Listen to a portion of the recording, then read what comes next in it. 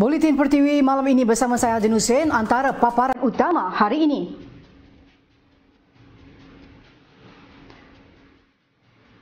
Sepakat namakan Ismail Sabri sebagai PM ke-9.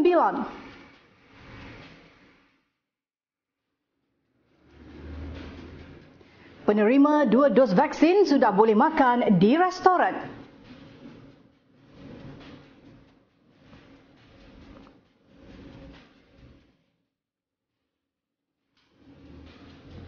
Rekod jangkitan semakin membimbangkan.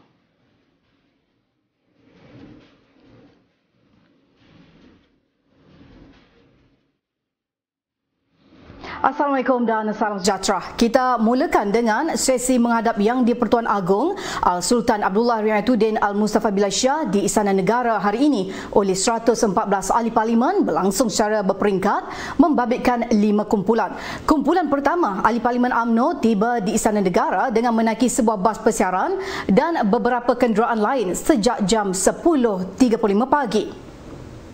Kumpulan pertama terdiri daripada 24 ahli parlimen GPS dan UMNO. Diikuti kumpulan kedua iaitu 25 ahli parlimen UMNO bersatu dan bebas pada jam 11.10 pagi. Manakala kumpulan ketiga 25 ahli parlimen UMNO dan bersatu pada jam 2 petang. Diikuti 22 ahli parlimen UMNO, MCA, MIC, PBRS, PBS, STAR dan bebas pada jam 3.10 petang. 18 ahli parlimen PAS menjadi kumpulan terakhir menghadap Seri Paduka pada jam 4 petang. Sesi menghadap hari ini bertujuan mengesahkan surat akuan sokongan mereka kepada calon Perdana Menteri Datuk Seri Ismail Sabri Yaakob selepas 114 ahli parlimen dikatakan menyokong pelantikan sebagai Perdana Menteri ke-9. Dia mempunyai majoriti yang kukuh. Itu penegasan yang dibuat oleh Setiausaha Agung UMNO, Datuk Seri Ahmad Maslan siang tadi apabila kesemua 114 ahli parlimen yang menghadiri pertemuan di Istana Negara menyatakan sokongan untuk mencalonkan ahli parlimen Bera Datuk Seri Ismail Sabri Yaakob sebagai Perdana Menteri ke-9. Berdasarkan sokongan itu, Ismail Sabri kini mempunyai majoriti untuk memegang jawatan pemimpin nombor 1 negara. Dengan ini kita faham sedia maklum kedudukan majoriti kepada Datuk Seri Ismail Sabri. Perkara itu dimaklumkan Ahmad Maslan pada sidang akhbar di pintu 2 Istana Negara siang tadi. Sehingga berita ini disiarkan, masih belum ada sebarang kenyataan rasmi pihak Istana Negara berhubung perkara tersebut. Pengerusi Perikatan Nasional PN Tan Sri Muhyiddin Yassin hari ini berkata sokongan yang diberikan gabungan itu kepada Datuk Seri Ismail Sabri Yaakob sebagai calon Perdana Menteri baru adalah bersyarat jika mendapat perkenan Yang di-Pertuan Agong. Untuk menjadi Perdana Menteri nanti, Naib Presiden UMNO itu mesti memastikan anggota kabinetnya terdiri daripada individu yang berintegriti, amanah dan bebas kes rasuah. Dalam kenyataan yang dikeluarkan PN, sebulat suara bersetuju menamakan Ismail Sabri sebagai calon Perdana Menteri baru membabitkan 50 ahli Dewan Rakyat gabungan itu. Presiden Bersatu itu juga menegaskan pendirian bersama PN itu juga menunjukkan mereka mengutamakan kestabilan politik dan kesejahteraan rakyat berbanding politik dendam dalam persaingan merebut kuasa. Menurut Muhyiddin, beliau berharap proses pelantikan Perdana Menteri yang baru dapat berjalan lancar dan dimuktamadkan dalam masa terdekat dan mengikut kehendak perlembagaan. Raja-Raja Melayu dilaporkan akan bertemu agung di Istana Negara esok, dipercayai bagi membincangkan pelantikan Perdana Menteri baharu.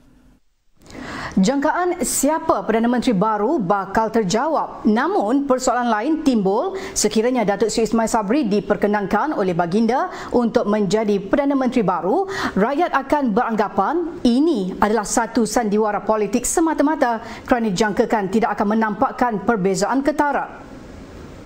Menurut penganalisis politik Profesor Dr. Awang Azman Awang Pawi, mata rakyat Malaysia kini tertumpu kepada perubahan yang akan dibawa dalam pentadbiran Perdana Menteri baharu nanti. Penilaian akan dibuat berdasarkan faktor-faktor perbandingan hala tuju konsensus yang dibentuk. Jadi ini memerlukan cabaran yang besar. Yang kabinet yang diperlukan ialah kabinet berorientasikan rakyat, bukan kabinet yang berorientasikan membalas budi kepada orang-orang yang menyokongnya. Jadi kabinet yang dibentukkan juga yang diharapkan agar kabinet itu tidak melibatkan jumlah yang besar sebanyak 70 orang dalam kabinet tersebut. Dalam konteks kabinet kabinet ini, saya kira kabinet yang lebih kecil barangkali minimum sekitar 10 atau 11 orang. Ini cabaran besar. Jika beliau berani melakukan perubahan, meletakkan beberapa ahli parlimen yang berprestasi, manakala ahli kabinet yang kurang berprestasi, ini memerlukan keberanian beliau untuk menggugurkan mana-mana yang beliau lihat agak kurang berprestasi atau ada liability. Jadi ini satu cabaran besar.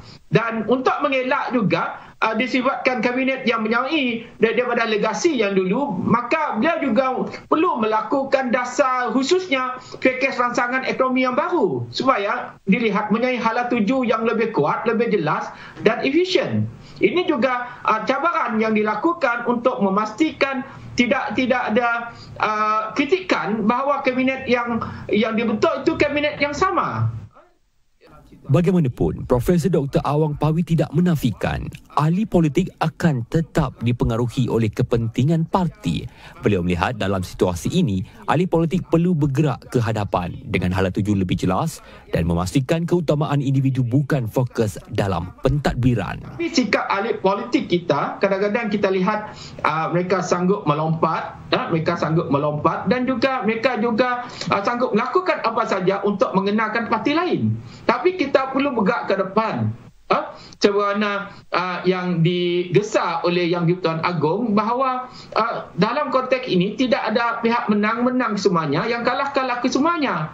Makna ia melibatkan bahawa politik baru yang inklusif, yang bukan saja membawa mereka yang menang secara minoriti ini, tapi mengambil kira juga mereka yang kalah mendapat yang kedua, yang kedudukannya tidak jauh bezanya.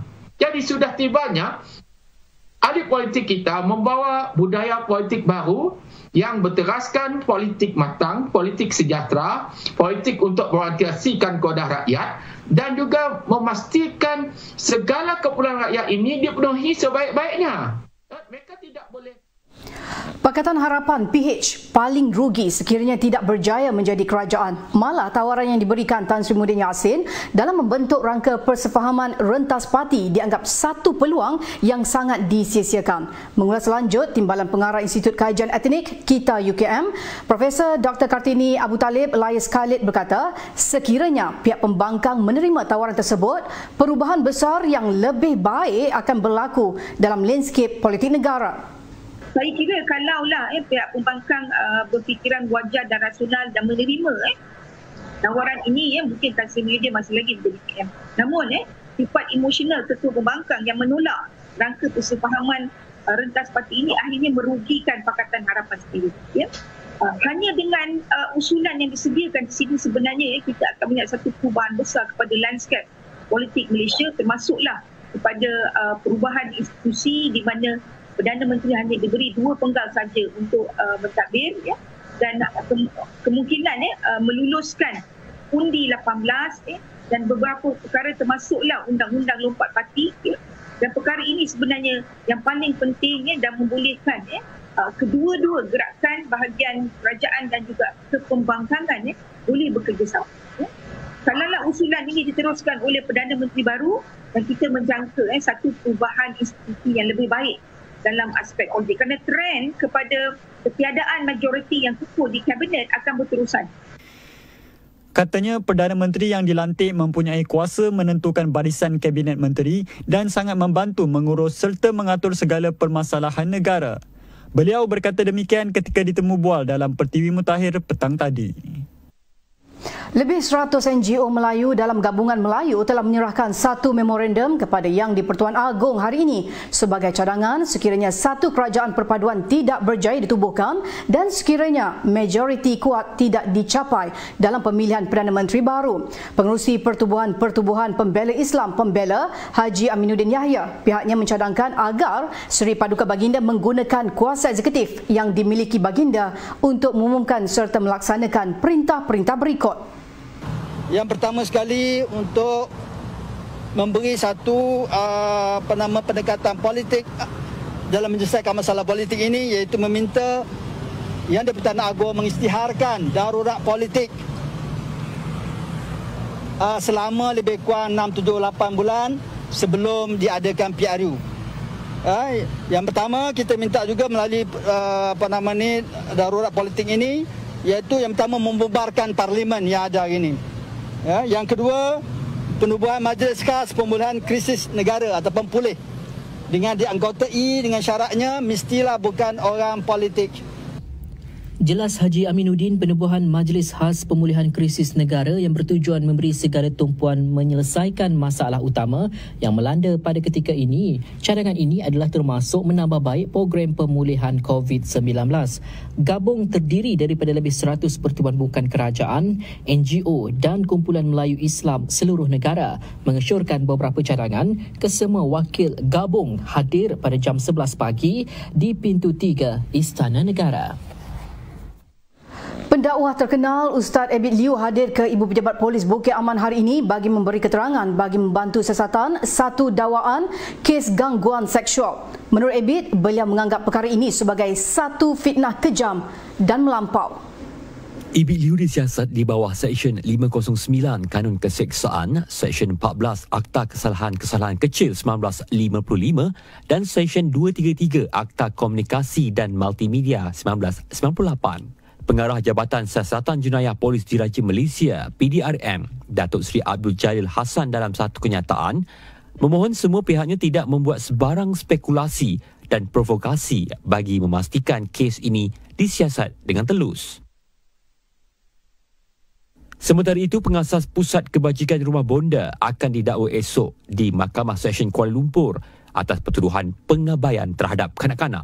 Siti Bainun Razali bakal didakwa mengikut Seksyen 31-1 Akta Kanak-Kanak 2001 kerana dipercayai terlibat dalam kes penderaan seorang remaja OKU berusia 13 tahun yang dikenali sebagai Bella. Kes ini tular di media sosial dan pihak mahkamah telah memerintahkan rumah kebajikan itu disita. Dalam perkembangan lain, aktiviti dine-in di kedai makan, pasar malam dan pasar minggu dibenarkan di negeri-negeri fasa 1. Pengumuman tersebut dibuat oleh Perdana Menteri sementara Tan Sri Muhyiddin Yassin. Kelonggaran ini hanya diberikan kepada individu yang sudah lengkap menerima 2 dos vaksin. Selain itu, aktiviti sukan berkumpulan dan perkelahan juga dibenarkan. Antara negeri yang berada di fasa 1 adalah Selangor, Kuala Lumpur, Putrajaya, Kedah, Negeri Sembilan, Melaka dan Johor. Sebelum ini, negeri di fasa 2 iaitu Kelantan, Pahang, Terengganu, Perak, Pulau Pinang dan Sabah terlebih dahulu telah dibenarkan untuk dine-in dengan syarat sudah melengkapi 2 dos vaksin. Jumlah kes COVID-19 hari ini merekodkan 22,948 kes, angka tertinggi yang dicapai setakat ini. Ini menjadikan jumlah kumulatif terkini kepada 1,489,460 kes. Jangkitan baru di Selangor, Sabah dan Kedah juga mencecah angka tertinggi sejak penularan wabak itu. 6 negeri lain pula mencatatkan kes baru melebihi 1,000. Negeri-negeri tersebut ialah Pulau Pinang, Johor, wilayah Persekutuan Kuala Lumpur, Kelantan, Perak dan Sarawak. Melaka, Pahang, Terengganu dan Negeri Sembilan mencatatkan kes melebihi 500. Manakala Perlis, wilayah Persekutuan Putrajaya dan wilayah Persekutuan Labuan mencatatkan kes di bawah 50. Beralih ke laporan antarabangsa, gempa bumi di Haiti 2189 disahkan maut dan bekas Presiden Afghanistan nafi lari bersama wang ke UAE antara rangkuman global hari ini. Teka-teki penularan semula COVID-19 yang memaksa New Zealand melaksanakan perintah kawalan pergerakan selama 3 hari terjawab apabila pihak berkuasa berhasil mengesan punca wabak itu. Perdana Menteri Jacinda Ardern berkata penemuan itu membolehkan pandemik itu dikawal dan ditangani selepas pihak berkuasa kesihatan berusaha mengenal pasti bagaimana seorang lelaki dari Auckland dijangkiti virus berkenaan. Pihak berkuasa kesihatan Amerika Syarikat mengumumkan perancangan untuk memberikan suntikan penggalak COVID-19 atau booster shot dalam usaha membendung penularan varian Delta. Berdasarkan perancangan yang digariskan, booster shot itu akan diberi 8 bulan selepas suntikan kedua vaksin Pfizer atau Moderna. Pertubuhan Kesihatan Sedunia WHO menyuarakan kebimbangan terhadap krisis kemanusiaan yang berlaku di Afghanistan.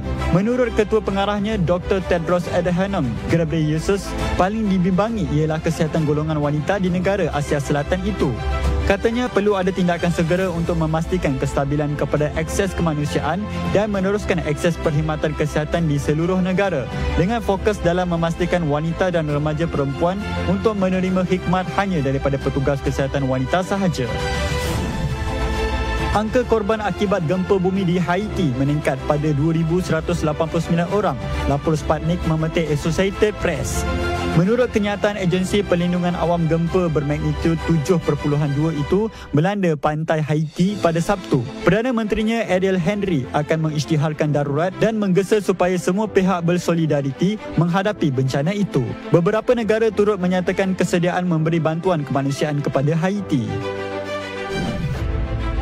Bekas Presiden Afghanistan Ashraf Ghani semalam berkata beliau menyokong rundingan antara Taliban dan bekas pimpinan kerajaan di samping menafikan membawa keluar sejumlah wang yang besar ketika melarikan diri ke Emirat Arab Bersatu UAE. Ghani yang membuat kemunculan pertama sejak meninggalkan Kabul pada Ahad ketika Taliban mengepung ibu negara berkenaan menegaskan bahawa beliau meninggalkan negara itu untuk mengelak lebih banyak pertumpahan darah. Rangkuman itu menutup buletin Pertiwi malam ini. Dan yang pasti kita belum menang, sentiasa amalkan SOP, pakai pelitup muka, jaga penjarakan fizikal dan ingatlah, lindungi diri, lindungi semua. Saya Ajun Hussein, Assalamualaikum dan salam hormat, insya-Allah.